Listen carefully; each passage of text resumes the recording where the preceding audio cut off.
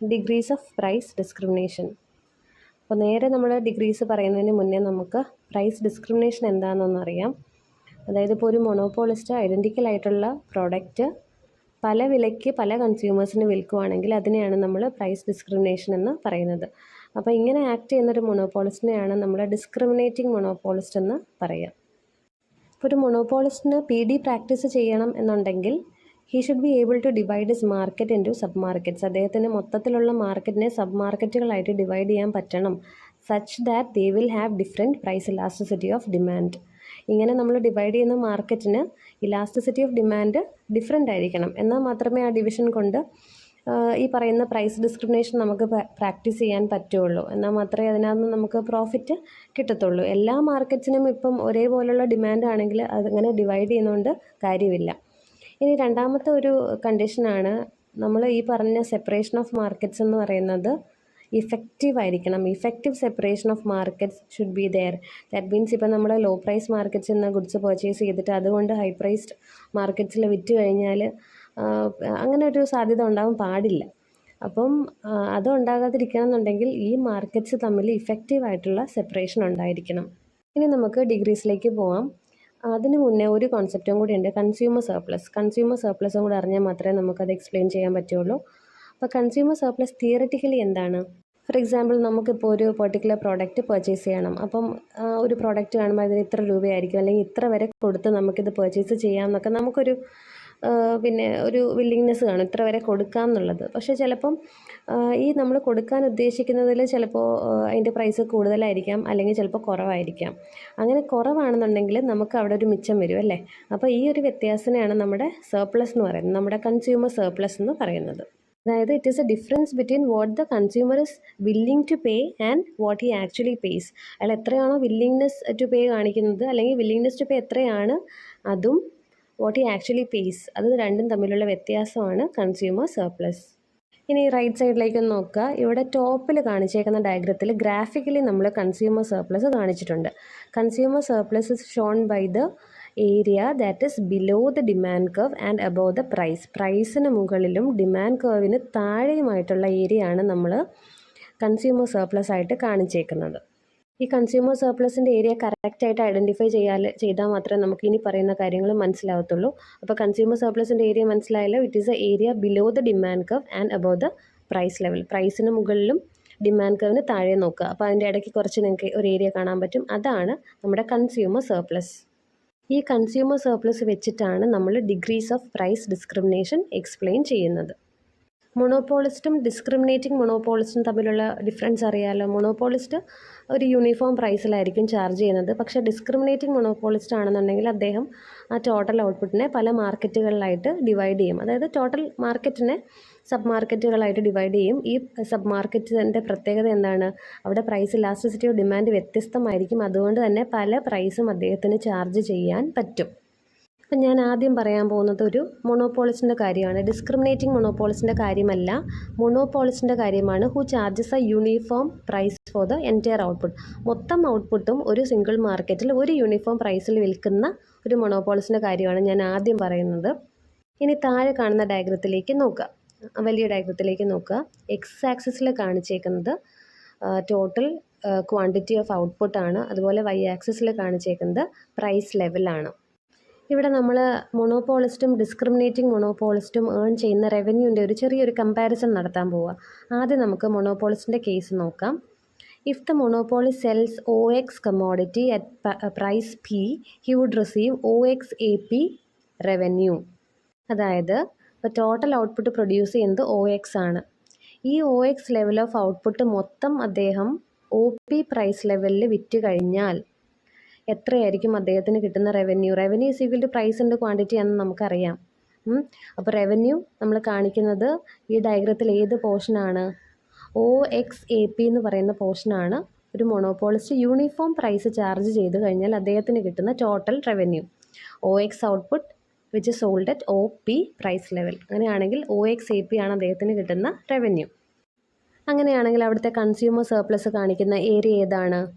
നിങ്ങൾ തന്നെ ഒന്ന് പറഞ്ഞു നോക്കുക. Which is the area that shows a consumer surplus if the price is sold at OP level. OP ലെവലിൽ മൊണോപോളിസ്റ്റ് സാധനം വിൽക്കുവാണെങ്കിൽ, ആ ഒരു ഔട്ട്പുട്ട് വിൽക്കുവാണെന്നുണ്ടെങ്കിൽ കൺസ്യൂമറിന് കിട്ടുന്ന സർപ്ലസ് എത്രയായിരിക്കും? കൺസ്യൂമർ സർപ്ലസ് ഏതായിരിക്കും? PAD പോർഷനാണ് അല്ലേ? എന്തുകൊണ്ടാണ്? ഡിമാൻഡ് കർവിന് താഴെ വരുന്നതും പ്രൈസ് ലെവലിന് മുകളിൽ വരുന്ന പോർഷനും അല്ലേ കൺസ്യൂമർ സർപ്ലസിനെ കാണിക്കുന്നത്. അപ്പോൾ അവിടുത്തെ consumer surplus is shown by the area PAD അല്ലെങ്കിൽ DAP എന്നൊക്കെ പറയാം. അപ്പം ഈ ഒരു ഏരിയ നോട്ട് ചെയ്ത് വെക്കുക. PAD എന്ന് പറയുന്ന ഏരിയ ആണ് കൺസ്യൂമർ സർപ്ലസ്. ഇനി നമ്മൾ ഡിസ്ക്രിമിനേറ്റിംഗ് മൊണോപോളിസിൻ്റെ കേസ് പറയാൻ പോവുകയാണ്. അതായത് മൊത്തം ലെവൽ ഔട്ട്പുട്ട് OX ആണ്. ഈ OX എന്ന് പറയുന്ന ലെവൽ ഓഫ് ഔട്ട്പുട്ട് അദ്ദേഹം 2 സബ് മാർക്കറ്റുകളിലായിട്ടാണ് ഡിവൈഡ് ചെയ്യുന്നത്. ഒന്നിൽ അദ്ദേഹം OX1 ലെവൽ ഓഫ് ഔട്ട്പുട്ട് വിൽക്കും. ഒരു മാർക്കറ്റിൽ അദ്ദേഹം ബാക്കി വരുന്ന എത്ര ഉണ്ട്? X1X ആണ്. OXനെ നമ്മൾ ഡിവൈഡ് ചെയ്തേക്കുന്നത് OX1 ആയിട്ടും അതുപോലെ X1X ആയിട്ടുമാണ്. ഈ OX1 ലെവൽ ഓഫ് ഔട്ട്പുട്ട് അദ്ദേഹം വിൽക്കുന്നത് ഏത് പ്രൈസ് ലെവലിലാണ്? OP1 പ്രൈസ് ലെവലിലാണ്. അങ്ങനെ OP1 പ്രൈസ് ലെവലിൽ OX1 ക്വാണ്ടിറ്റി വിറ്റ് കഴിഞ്ഞാൽ അദ്ദേഹത്തിന് കിട്ടുന്ന റവന്യൂ എത്രയായിരിക്കും? OX1 CP1. ക്ലിയർ ആണല്ലോ? OX1 CP1 ആണ് അദ്ദേഹം ഏൺ ചെയ്യുന്ന റവന്യൂ. ഇനി ബാക്കി വരുന്ന ഔട്ട്പുട്ട് X1X എന്ന് പറയുന്നത് അദ്ദേഹം P പ്രൈസിലാണ് ചാർജ് ചെയ്യുന്നത്. X1X എന്ന് പറയുന്ന ഔട്ട്പുട്ട് P പ്രൈസിലാണ് ചാർജ് ചെയ്യുന്നതെങ്കിൽ അദ്ദേഹത്തിന് കിട്ടുന്ന ടോട്ടൽ റവന്യൂ എന്ന് പറയുന്നത് എത്രയായിരിക്കും? X1X AB അല്ലെങ്കിൽ AB X1X ഇങ്ങനെയൊക്കെ പറയാം. X1X AB ആണ് അദ്ദേഹത്തിന് കിട്ടുന്ന total revenue if he sells X1X output at the price level P. ഇങ്ങനെ 2 സബ് മാർക്കറ്റ്സുകളിലും കൂടെ ഈ ഒരു ഔട്ട്പുട്ട് വിൽക്കുമ്പോൾ അദ്ദേഹത്തിന് കിട്ടുന്ന ടോട്ടൽ റവന്യൂ എത്രയായിരിക്കും? ഇത് രണ്ടും കൂടെ കൂട്ടിയാൽ മതിയല്ലോ. നമ്മൾ ഈ പറഞ്ഞ 2 റവന്യൂ കൂടെ ആഡ് ചെയ്താൽ മതി. ഇനി ശ്രദ്ധിക്കുക, ഈ ഡിസ്ക്രിമിനേറ്റിംഗ് മൊണോപോളിസ്റ്റിന് റവന്യൂ ആയിട്ട് കിട്ടുന്ന ഏരിയ ഒക്കെ ഇങ്ങനെ ബാറായിട്ടും ഒരു ഷെയ്ഡായിട്ടും ഒക്കെ കാണിച്ചിട്ടുണ്ട്. അപ്പോൾ ഇങ്ങനെ അദ്ദേഹത്തിന് കിട്ടുന്ന റവന്യൂ ഏരിയ നമുക്ക് OXAP പ്ലസ് PBCP1 എന്നുകൂടി നമുക്ക് എഴുതാം അല്ലേ? അതായത് താഴെ കാണിച്ചേക്കുന്ന വലിയ സ്ക്വയർ OXAP അത്രയും ഭാഗം ഇദ്ദേഹത്തിന് റവന്യൂ ആയിട്ട് കിട്ടുന്നുണ്ട്. അതുപോലെ PBCP1 എന്ന് പറയുന്ന കൺസ്യൂമർ സർപ്ലസിൻ്റെ ഒരു പോർഷനാണത്. ആ ഒരു പോർഷനും കൂടെ ഇദ്ദേഹത്തിൻ്റെ കയ്യിലേക്ക് വരുന്നുണ്ട്. യൂണിഫോം പ്രൈസ് ചാർജ് ചെയ്തപ്പോൾ ഇത്രയും കൺസ്യൂമർ സർപ്ലസ് എത്രയായിരുന്നു വന്നത്? PAD ആയിരുന്നു വന്നതല്ലേ? പക്ഷേ ഡിസ്ക്രിമിനേറ്റിംഗ് മൊണോപോളിസ്റ്റ് പല പ്രൈസുകളിൽ പല മാർക്കറ്റുകളിൽ വിൽക്കാൻ തുടങ്ങിയപ്പോൾ ആ കൺസ്യൂമർ സർപ്ലസിൻ്റെ ഒരു പോർഷൻ അദ്ദേഹത്തിൻ്റെ കയ്യിലേക്ക് വന്നു. നമുക്ക് ക്ലിയർ ആയിട്ട് കാണാം, ആ PAD എന്ന് പറയുന്ന പോർഷൻ്റെ ഒരു പോർഷൻ അദ്ദേഹത്തിൻ്റെ റവന്യൂ ആയിട്ട് അദ്ദേഹം ഏൺ ചെയ്തു.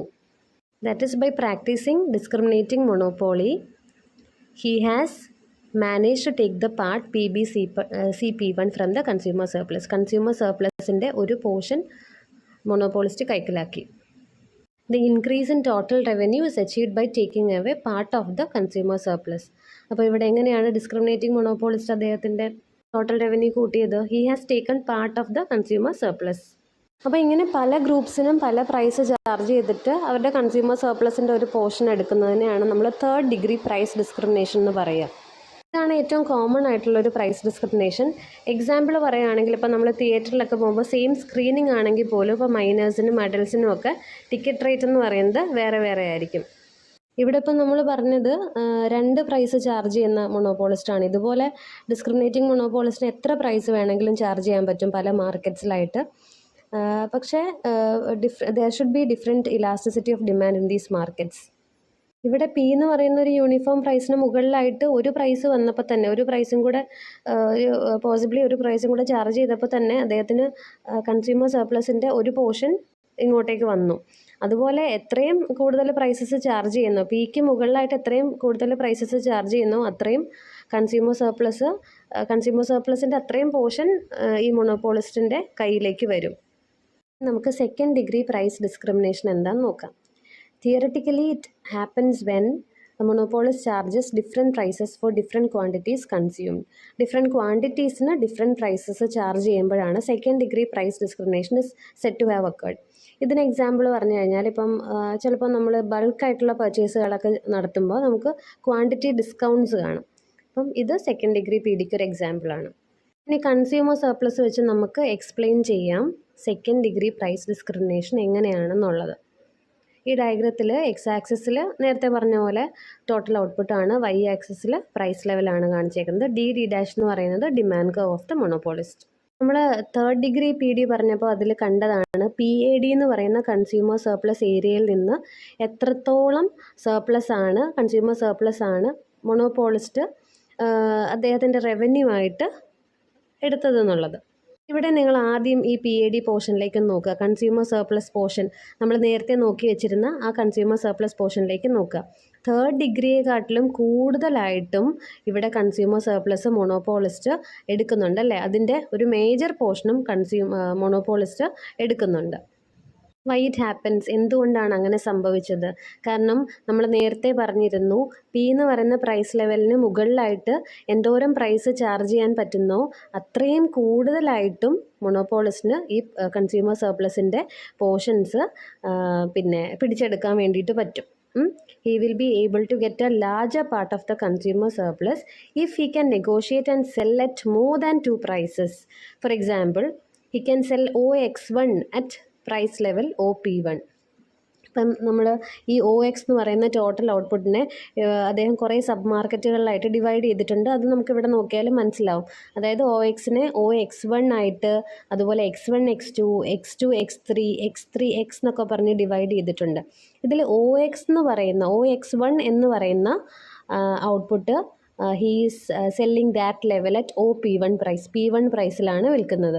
അതുപോലെ X1 X2 എന്ന് പറയുന്നത് P2 പ്രൈസിലാണ് വിൽക്കുന്നത്. X2 X3 എന്ന് പറയുന്ന ഔട്ട്പുട്ട് P3 പ്രൈസ് ലെവലിലാണ് വിൽക്കുന്നത്. So he manages to get a larger part of the consumer surplus as compared to the third degree price discrimination. Third ഡിഗ്രിയിൽ നമ്മൾ ആ PAD എന്ന് പറയുന്ന പോർഷൻ്റെ ചെറിയൊരു പാർട്ട് മാത്രമാണ് മൊണോപോളിസ്റ്റിന് കിട്ടിയിരുന്നത്, അദ്ദേഹം റവന്യൂ ആയിട്ട് എടുത്തത്. പക്ഷേ ഇവിടെ നോക്കിക്കേ, സെക്കൻഡ് ഡിഗ്രിയിൽ ആ PAD എന്ന് പറയുന്നതിൻ്റെ ഒരു മേജർ പോർഷനും ആ ഷെയ്ഡഡ് ഏരിയാസൊക്കെ ഈ മൊണോപോളിസ്റ്റിൻ്റെ കയ്യിലേക്ക് വരുന്ന പോർഷൻസാണ്. അപ്പം ഓരോ ക്വാണ്ടിറ്റിക്കും ഓരോ പ്രൈസ് ചാർജ് ചെയ്യുന്നത് വഴി, അതായത് Pക്ക് മുകളിലായിട്ട് പ്രൈസ് ചാർജ് ചെയ്യുന്നത് വഴി the monopolist is able to receive a larger part of the consumer surplus. നമുക്ക് ഫസ്റ്റ് ഡിഗ്രി പ്രൈസ് ഡിസ്ക്രിമിനേഷൻ എന്താണെന്ന് നോക്കാം. This happens when the monopolist charges maximum possible price for each unit consumed. അതായത് നമ്മളിവിടെ കാണിച്ചേക്കുന്ന OX എന്ന് പറയുന്ന level of ഔട്ട്പുട്ടിൻ്റെ ഓരോ single യൂണിറ്റും maximum possible പ്രൈസിനാണ് അദ്ദേഹം സെല്ല് ചെയ്യുന്നത് ഫോർ ഈച്ച് ബയർ. പക്ഷേ ഇതത്ര പോസിബിൾ ആയിട്ടുള്ള കാര്യമല്ല. കാരണം ഓരോ ബയേഴ്സിൻ്റെ അടുത്തും നെഗോഷിയേറ്റ് ചെയ്ത് he cannot sell each unit of the output at its corresponding price. ഇങ്ങനെ ഹാപ്പൻ ചെയ്ത് കഴിഞ്ഞാൽ എന്തായിരിക്കും അതിൻ്റെ റിസൾട്ട്? കൺസ്യൂമർ സർപ്ലസ് എന്ന് പറയുന്ന ഒരു ഏരിയ, നമ്മൾ നേരത്തെ പറഞ്ഞ PAD എന്ന് പറഞ്ഞ കൺസ്യൂമർ സർപ്ലസ് ആണ്. ആ ഒരു ഏരിയയിൽ പിന്നെ ബാക്കിയൊന്നും കാണത്തില്ല. നേരത്തെ സെക്കൻഡ് ഡിഗ്രിയിലും തേർഡ് ഡിഗ്രിയിലും പറഞ്ഞപ്പോൾ കൺസ്യൂമർ സർപ്ലസിൻ്റെ ഓരോ പോർഷൻസാണ് മൊണോപോളിസ്റ്റ് റവന്യൂ ആയിട്ട് എടുത്തത്. പക്ഷേ ഇവിടെ മാക്സിമം പോസിബിൾ പ്രൈസ് ഓരോ യൂണിറ്റിനും ചാർജ് ചെയ്ത് കഴിഞ്ഞാൽ എന്ത് സംഭവിക്കും? പിന്നെ കൺസ്യൂമർ സർപ്ലസ് ഇല്ല. കാരണം കൺസ്യൂമർ സർപ്ലസ് മൊത്തം ഇദ്ദേഹം റവന്യൂ ആയിട്ട് എടുത്തു കഴിയും.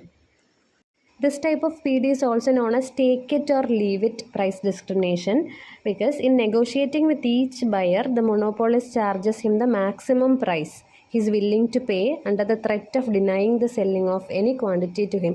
ഇതിനെ take it or leave it എന്നും കൂടെ പറയുന്നുണ്ട്. കാരണം ഓരോ യൂണിറ്റിന് മാക്സിമം പോസിബിൾ പ്രൈസാണ് മൊണോപോളിസ്റ്റ് ചാർജ് ചെയ്യുന്നത്. അപ്പോൾ ബയറിന് അത് വാങ്ങാം, വേണമെങ്കിൽ വാങ്ങാം, അല്ലെങ്കിൽ വാങ്ങാതിരിക്കാം. ആ ഒരു ചോയ്സ് മാത്രമേ ഉള്ളൂ. മൊണോപോളിസ്റ്റ് ആകെ കൊടുക്കുന്നൊരു ചോയ്സ് എന്താ ഇവിടെ? Take it or leave it choice ആണ്. ഇങ്ങനൊരു കേസ് വന്നു കഴിഞ്ഞാൽ അദ്ദേഹത്തിൻ്റെ ഡിമാൻഡ് കർവ് MR കർവിന് തുല്യമായിട്ട് വരും. ഇത് രണ്ടും ഈക്വലാണ്. Demand curve also becomes a MR curve of the monopoly. സാധാരണ ഡിമാൻഡ് കർവിന് താഴെയാണ് നമ്മൾ MR കർവ് വരയ്ക്കുന്നത്. പക്ഷേ ഇങ്ങനെ ഫസ്റ്റ് ഡിഗ്രി പ്രൈസ് ഡിസ്ക്രിമിനേഷൻ ആണെങ്കിൽ demand curve becomes a MR curve of the മൊണോപോളിസ്റ്റ്.